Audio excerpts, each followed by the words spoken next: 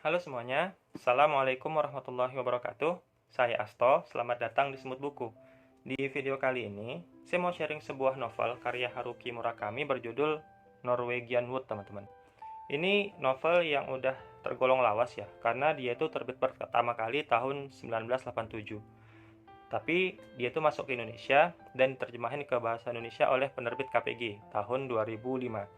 Nah, adapun yang saat ini ada di tangan saya adalah cetakan ke-19-nya, teman-teman. Cetakan tahun 2022.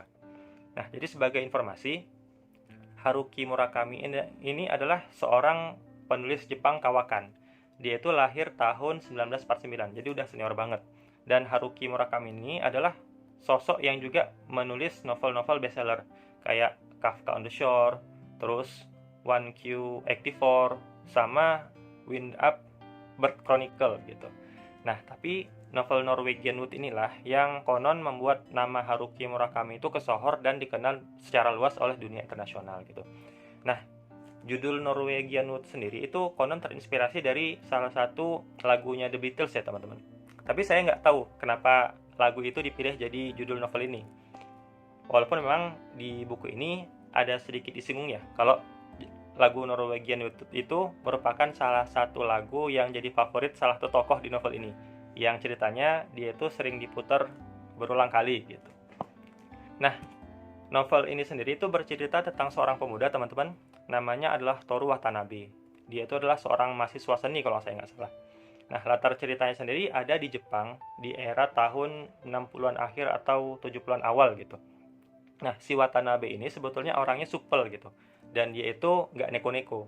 Nah, masalahnya dia itu sulit berteman. Nah, giliran dia itu punya teman, which is satu-satunya teman yang dia punya saat itu, temannya ini mati bunuh diri. Nah, kemudian kematian temannya ini bisa dibilang menyeret dia ke dalam cinta segitiga gitu. Antara mantan pacarnya teman yang mati tadi sama seorang teman kuliahnya gitu, teman-teman. Nah, hal yang menarik dari novel ini barangkali ada di penggambaran sisi-sisi yang sifatnya sentimental ya, teman-teman. Jadi digambarin kayak setiap tokoh itu kayak punya strugglingnya sendiri-sendiri. Ada yang misalkan berjuang untuk berdamai sama kenyataan, terus ada impian yang terenggut, terus ada yang jadi korban bullying, korban fitnah gitu. Terus ada yang mencoba melupakan problemnya dengan menjadi orang lain. Terus ada juga yang bergelut sama trauma masa lalu. Jadi macam-macam gitu, teman-teman. Kayak misalkan ada tokoh yang bernama Naoko ya. Jadi Naoko ini punya seorang kakak yang bisa dibilang sepanjang hidupnya itu menjadi pengayom yang sempurna lah gitu. Nah, tapi gak berapa lama si kakak ini mati bunuh diri karena sebab tertentu. Nah, itu kemudian membuat si Naoko kayak jadi kehilangan pegangan. Nah, kemudian masuk orang bernama Kizuki yang kemudian menjadi pacarnya si Naoko. Nah, tapi selang beberapa waktu si Kizuki ini ternyata juga mati bunuh diri. Nah, jadi kematian dua orang itu akhirnya membuat Naoko kayak terguncang gitu, yang berkepanjangan. Dan pada suatu titik membuat dia juga punya niat untuk bunuh diri gitu. Nah, salah satu gambaran dari berbagai macam struggling tadi, menurut saya itu kayak menggambarkan isu mental health ya, teman-teman. Jadi gimana lewat emosi tokoh-tokohnya itu kita kayak dilihatin bahwa mental health ini sebetulnya kayak punya banyak faset gitu. Jadi di luar boleh jadi kelihatan baik-baik saja, tapi di dalamnya ternyata enggak. Dan bahwa tindakan seseorang itu ternyata punya konsekuensi.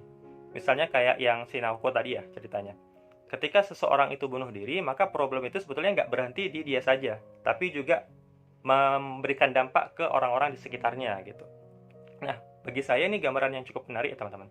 Bahwa diri kita itu sebetulnya nggak terisolasi gitu dari dunia luar. Bahwa tindakan kita itu akan selalu terhubung atau terkait sama tindakannya orang lain di kemudian hari gitu. Nah, terus yang juga saya suka dari novel ini mungkin adalah karakter development-nya ya, teman-teman. Karakter development-nya si Watanabe gitu.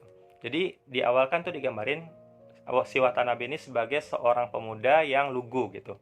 Nah, tapi dalam perjalanannya dia ketemu banyak orang dengan strugglingnya masing-masing dan akhirnya dia dihadapkan pada pilihan demi pilihan gitu. Dan prosesnya untuk membuat keputusan dari semua pilihan yang tersedia itu akhirnya bikin dia jadi sosok yang lebih dewasa gitu. Itu yang saya suka. Terus yang juga bikin relate dari tokoh Tanabe itu, dia itu juga diceritakan seorang kutu buku, teman-teman. Jadi ada banyak banget referensi buku yang disinggung di novel ini.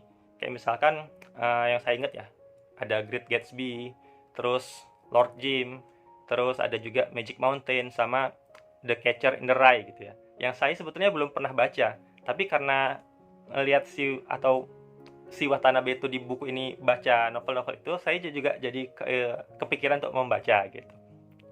Dan kalau kata para reviewer yang udah membaca novel-novel tadi ya teman-teman, judul-judul tadi itu sebetulnya nggak asal dimention sama Murakami, tapi dimention karena dia itu punya makna simbolis atau punya keterkaitan tertentu sama sisi cerita yang ada di novel Norwegian Wood ini gitu. Nah, terus dari sisi plot, sebetulnya isi novel ini tuh simpel aja ya teman-teman. Memang ada sedikit twist di belakang, tapi bagi saya sih agak lumayan ketebak gitu. Atau seenggaknya ya nggak terlalu kaget lah. Nah, cuma memang nilai plus dari novel ini barangkali ada di segi penceritaannya teman-teman. Kayak yang udah saya singgung tadi, sisi sentimental atau sisi emosionalnya itu memang kerasa banget gitu. Kayak misal gimana dia tuh nyeritain hujan, terus nyeritain suasana pagi, suasana perjalanan di bis. Sebetulnya simple-simple gitu, tapi simpelnya itu detail dan membuat kita itu jadi kayak terbawa suasana gitu. Nah, ini somehow ngingetin saja sama karya-karyanya Makoto Shinkai teman-teman, yang daya tariknya itu memang berasal dari detail-detail yang semacam itu gitu. Nah, tapi yang saya nggak suka dari novel ini barangkali adalah karena dia itu nampilin seks dengan amat sangat vulgar teman-teman. Mungkin ini adalah buku paling vulgar yang pernah saya baca. Dan adegannya itu nggak cuma sekali dua kali, melainkan berulang-ulang kali. Saya pribadi sebetulnya agak merasa risih teman-teman, agak merasa kurang nyaman gitu. Dan karena itu saya nggak rekomen teman-teman baca buku ini. Terlebih buat yang belum nikah, apalagi yang masih di bawah umur gitu ya. Ya sebaiknya janganlah. Walaupun secara cerita novel ini tuh bagus, tapi saya ngerasa punya tanggung jawab moral untuk bilang bahwa ini bukan buku yang appropriate untuk semua orang gitu. Nah, akhir kata, ini novel yang bisa dibilang sebetulnya cukup bagus ya teman-teman. Saya bisa paham kenapa buku ini itu dapat kayak apresiasi yang positif di dunia internasional. Tapi itu tadi, andai bukan karena aspek seksualitasnya yang ditampilin secara over, mungkin saya juga akan rekomendasiin dan apresiasi buku ini gitu. Dan satu lagi ya, buku ini juga nampilin cerita tentang suicide teman-teman, atau bunuh diri ya, dengan sangat eksplisit gitu. Jadi warning atau mungkin concern tambahan ya, bahwa sebaiknya buku ini tuh nggak dibaca oleh orang-orang yang lagi mengidap depresi atau mungkin punya problem kesehatan mental tertentu gitu.